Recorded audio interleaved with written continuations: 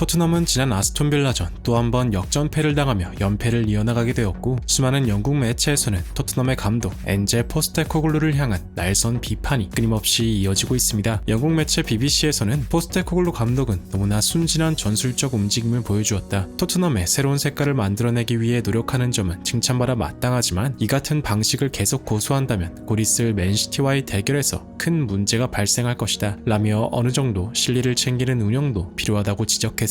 심지어 일부 매체에서는 빌라전에서 3번의 골을 모두 취소당한 손흥민을 대체할 제대로 된 스트라이커를 영입해야 한다는 다소 편협한 의견을 내세워 수많은 토트넘 팬들의 큰 비판을 받고 있습니다. 이 같은 소식을 접한 축구 전문가들은 이 같은 주장은 말도 안 된다며 경기의 결과와 스탯만으로 모든 걸 평가하는 것 자체가 무지한 것이고, 해리케인의 빈자리를 완벽하게 메꾼 손흥민을 대체할 선수는 전 세계를 뒤져봐도 얼마 없다고 말하며, 경기마다 선수에 대한 평가가 바뀌는 영국 언론들의 냄비 근성에 강한 비판을 가해 축구 팬들의 엄청난 지지를 받고 있습니다. 하지만 여전히 영국 내에서는 토트넘의 3연패에 대한 책임은 팀의 감독과 주장인 손흥민이 피해갈 수 없다는 의견이 꾸준히 제기되는 것도 사실입니다. 그러나 이러한 주장을 정면으로 반박하고 있는 한 인물이 나타나 축구 팬들 사이에서 엄청난 화제가 되고 있는데요. 그 인물은 다름 아닌 토트넘의 다음 상대인 맨시티의 사령탑 펩 가르디올라로, 그는 라이프치히와의 챔스 조별 예선전이 끝난 뒤 열린 포스트매치 컨퍼런스에서 지난 아스톤빌라전 손흥민과 팀 동료들의 움직임을 언급하며 손흥민의 오프사이드 판정 논란보다 훨씬 중요한 게 있다라며, 이것이 바로 손흥민과 홀란드의 가장 큰 결정적인 차이라고 덧붙이면서, 이런 팀에서 팀 내 득점 1위와 기회 창출 1위를 달리고 있는 손흥민이 어이가 없을 정도라고 답해 수많은 축구 팬들의 궁금증을 자아냈습니다. 이게 대체 어떻게 된 일인지 더 플래닛에서 자세하게 알아보겠습니다. 지난 28일 영국의 팀토크는 토트넘의 레전드 에런 레넌의 아스톤빌라전 반응을 소개했는데, 여기서 에런 레넌은 아스톤빌라전을 통해 다시 한번 최고의 공격수의 영입이 절실하다고 느꼈다. 토트넘은 모두가 부상으로 빠진 상황, 경기력만큼은 긍정적이었다. 하지만 이러한 기회를 마무리하려면 공격수가 필요하다 라며 브렌트퍼드의 잉글랜드 국적 공격수 아이반 토니를 영입해야 한다고 주장했습니다. 이 발언을 지켜본 현지 팬들은 토트넘의 레전드라는 사람이 격려는 하지 못할 망정 팀에 대해 안 좋은 이야기만 한다며 강한 불만을 표시했는데요. 토트넘 출신 에런 레넌이 이런 주장을 할 수 있는 근거는 지난 경기 손흥민의 특이한 기록 때문입니다. 슈팅 개수와 유효 슈팅 모두 토트넘이 아스톤빌라를 압도했지만 문제는 오프사이드, 특히 손흥민의 경우 3번이나 골문을 가리고도 단 한 골도 인정되지 않았습니다. 하지만 이러한 영국 내 여론을 정면으로 반박하는 인물이 등장해 축구 팬들의 큰 관심을 끌고 있는데요. 전 토트넘 선수이자 감독까지 맡았던 팀 샤우드는 스카이 스포츠의 사커 먼데이에 출연해 아스톤빌라전을 정밀 분석하며 다음과 같은 주장을 내세웠습니다. 지난 아스톤빌라전 손흥민은 3골이나 오프사이드로 취소당하는 바람에 영국 내에서의 여론이 그다지 좋지 않는 상황이다. 하지만 이러한 의견을 내세우는 매체들은 하나같이 결과만 보고 이야기한다. 나는 다른 매체들과 달리 다른 관점에서 이번 경기를 지켜봤는데, 토트넘의 가장 문제는 손흥민의 볼터치가 너무나 적다는 것이다. 토트넘의 최다 득점자인 손흥민은 지난 경기 볼터치가 고작 32회다. 벤탄쿠르가 단 32분을 뛰며 볼터치 숫자는 34회였고, 브라이언 힐은 70분 동안 64회의 볼터치를 기록했다. 바로 여기서 손흥민과 다른 토트넘 선수들 간의 차이가 극명하게 드러나는데, 손흥민은 볼터치 숫자가 가장 적음에도 가장 많은 빅찬스를 만들어냈다. 이 뜻은 손흥민의 골을 도와야 할 측면 선수들이 패스를 하지 않고 오히려 자신들이 골을 넣기 위해 슛을 난사한다는 의미이다. 전반 14분, 비록 오프사이드 깃발이 올라가 있긴 하지만 쿠루셉스키는 손흥민에게 건넸으면 완벽한 득점 찬스인데도 불구하고 본인이 슈팅을 선택, 허무하게 상대 키퍼에게 막혀버린다. 전반 34분, 쿠루셉스키는 전혀 슈팅각이 안 나오는 상황에서도 슈팅을 시도한다. 쿠루셉스키는 입단 초기 손흥민의 득점을 곧잘 도우는 모습으로 한 단계 발전했다는 평가를 받았지만, 이번 시즌은 이상할 정도로 득점에 집착하는 모습을 보인다. 빌라전 좌측 윙으로 출전한 브라이언 힐은 더더욱 가관인데, 제대로 된 볼 간수는 물론이고 기본적인 패스 미스가 너무나도 많다. 후반 53분 손흥민이 감각적인 백힐 패스로 좋은 득점 찬스를 만들어내는 걸 볼 수 있는데, 반면 브라이언 힐의 백힐 패스는 정확도가 높지 않아 또 기회를 쉽게 혼납했다. 후반 66분 드디어 브라이언 힐이 손흥민에게 패스를 건네지만 마음이 급해 부정확한 패스가 나갔고, 이런 패스조차 손흥민은 살려낸 다음 동료에게 패스해 또 득점 찬스를 만들어냈다. 이날 손흥민의 오프사이드를 제외하면 제대로 된 득점 기회는 오직 한 번뿐이었는데, 후반 54분 로셀소가 아주 간단하게 손흥민에게 패스를 건넨 것을 손흥민은 곧바로 유효 슈팅으로 만들어버리는 걸 볼 수 있다. 이런 간단한 패스를 손흥민에게 준 선수는 오로지 로셀소 하나뿐이다. 이런 팀에서 뛰고 있는 손흥민이 팀 내 득점 1위라는 게 믿기지 않는다. 여기서 EPL 득점 득점 1위인 홀란드와 손흥민의 차이가 명백하게 드러난다. 지난 리버풀전 홀란드의 선제골 장면에서 양쪽 윙어들이 슈팅 욕심을 전혀 내지 않고 로셀소가 손흥민에게 건넨 것처럼 가볍게 홀란드에게 패스를 한다. 그리고 몇 번의 터치만으로 손쉽게 골망을 흔든다. 손흥민의 결정력은 홀란드와 비교할 때 전혀 부족하다고 생각하지 않는다. 다만 이 두 선수의 결정적인 차이는 팀 동료들의 수준이 전혀 다르다는 것이다. 만약 손흥민이 리버풀이나 맨시티 같은 좀 더 수준 높은 클럽에 있었더라면 지금보다 훨씬 나은 활약으로 우리를 즐겁게 만들었을 것이다 라며 토트넘 선수들의 슈팅 욕심과 절망적인 실력 때문에 손흥민의 실력을 제대로 활용하지 못해 아쉽다는 발언을 했고, 이러한 논평은 현재 축구 팬들 사이에서 크나큰 지지를 받고 있습니다. 이러한 가운데 토트넘의 다음 상대로 지목된 맨시티의 감독 명장 펩 가르디올라의 발언이 엄청난 화제가 되고 있습니다. 펩 가르디올라 감독은 지난 라이프치히와의 챔스 조별 예선을 3대2로 승리한 뒤 포스트매치 컨퍼런스에서 부상자가 늘어난 토트넘을 상대로 손쉬운 승리를 예상하지 않냐는 질문을 받았는데요. 토트넘과의 승부는 언제나 힘들었고 이번에도 그럴 것이다. 내가 볼 때 토트넘의 가장 중요하고 대체 불가능한 자원은 손흥민이다. 아무도 주목하지 않았지만 손흥민은 득점뿐만 아니라 기회 창출도 굉장히 능한 선수이다. 그러나 어시스트 숫자는 단 한 개로 굉장히 낮다. 이는 다른 선수들의 결정력이 처참한 수준이라는 뜻이다. 아스톤 빌라가 토트넘을 상대로 승리할 수 있었던 원인은 손흥민만 막으면 골을 넣어줄 선수가 전혀 없었다는 걸 알고 있었기 때문이다. 게다가 손흥민은 비록 오프사이드긴 했지만 3번이나 골망을 흔들었다. 우리 팀 최고의 공격수 홀란드와 손흥민의 실력차는 그리 크지 않다. 두 선수 모두 특출난 장점 몇 가지가 월드 클래스인 선수들이다. 다만 홀란드는 다른 선수들의 패스를 받는 반면 토트넘은 손흥민에게 걸맞는 지원을 전혀 해주지 못한다. 손흥민은 지금 팀의 주장으로서 너무나 많은 것들을 홀로 책임지고 있다. 연패에 대한 책임, 승리에 대한 압박, 언론들의 비판. 하지만 그럼에도 불구하고 손흥민은 늘 그래왔듯 최고의 활약으로 다시 돌아올 것이다. 지난 수년 동안 손흥민은 늘 위기에서 더 강한 선수였다 라며 손흥민에 대해 극찬을 아끼지 않았습니다. 이러한 발언들을 지켜본 현지 팬들도 매우 폭발적인 반응을 보였는데요. 손흥민이 리버풀이나 맨시티 선수였다면 지금보다 훨씬 더 행복했을 텐데 난 손흥민이 모든 어려움을 극복할 거라고 믿고 있어. 이미 수년간 손흥민은 어떠한 위기에도 꿋꿋하게 살아남았잖아. 솔직히 손흥민이 주장이 되면서 훨씬 많은 책임을 떠안는 것 같아. 등등 손흥민을 향한 응원과 격려의 메시지가 가득했습니다. 수많은 영국 매체에서는 지난 경기 부상을 당한 벤탄쿠르가 최소 10주 2개월 반 동안 그라운드를 밟지 못할 것이라고 내다봤는데요. 현재 토트넘은 부상 병동이나 다름없을 정도로 주축 선수들이 전열해서 이탈한 상황입니다. 따라서 앞으로의 시즌을 이어나가기 위해 주장 손흥민의 어깨의 부담은 훨씬 더 무거워질 전망인데요. 다음 달 4일 강호 맨체스터 시티와 대결을 앞두고 있어 험난한 행보가 예상되는 가운데 부디 손흥민 선수가 어떠한 부상 없이 행복한 미소가 계속해서 이어지길 간절히 응원하며 영상 마무리하겠습니다. 진심으로 구독과 좋아요 부탁드리며 시청해주셔서 대단히 감사합니다.